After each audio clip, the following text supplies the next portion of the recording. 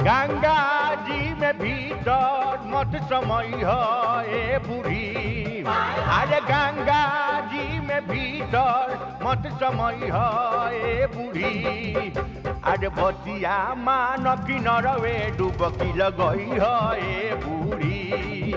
अरे बतिया मान किनरवे डुबकी लगई है बूढ़ी। गंगा जी में भीतर मत समय है बूढ़ी। अरे गंगा जी में भीतर मत समय है बूढ़ी।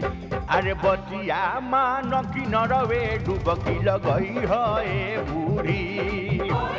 बतिया मान किनरवे डुबकी लगई है बूढ़ी। ए काहे ऐसे कहतानी जी किनारे इतना गंदा बा कैसे नहाई? तो का करबू सुनले नहीं तू? राम तेरी गंगा मैली हो गई पापियों के पाप धोते धोते।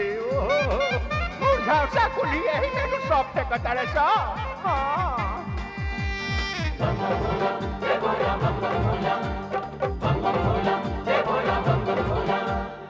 आवत रहलू जब पहिले अमृत पानी पवलू।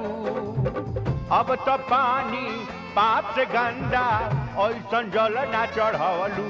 हे बूढ़ी आवत रहलू जब पहिले अमृत पानी पवलू। अब तो पानी पाप से गंदा ऐसन जल ना चढ़वलू। एक तो का करी पाकी में न जाके फंस गई है बूढ़ी। अरे पाकी में न जाके फंस गई है बूढ़ी। अरे बतिया मान किनरवे डुबकी लगई है बूढ़ी। अरे बतिया मान किनरवे डुबकी लगई है बूढ़ी।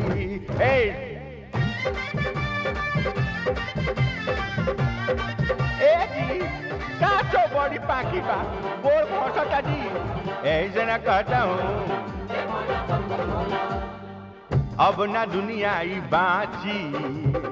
गंगा माई बिलई है गंगावासी पाप के गठरी फेरू कहाँ बहई है। बोलो नाली में नहाई लो। अब ना दुनिया ही बाची गंगा माई बिलई है गंगावासी पाप के गठरी फेरू कहाँ बहई है।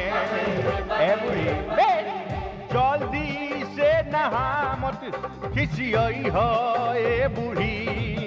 अरे जल्दी से नहा मत खिसियई है बूढ़ी। अरे बतिया मान किनरवे डुबकी लगई है बूढ़ी। अरे बतिया मान किनरवे डुबकी लगई है बूढ़ी। गंगा जी में भीतर मत समय है बूढ़ी। अरे गंगा जी में भीतर मत समय है बूढ़ी। अरे बतिया मान किनरवे डुबकी लगई है बूढ़ी। अरे बतिया मान किनरवे डुबकी लगई है बूढ़ी। ए बूढ़ी मान जा।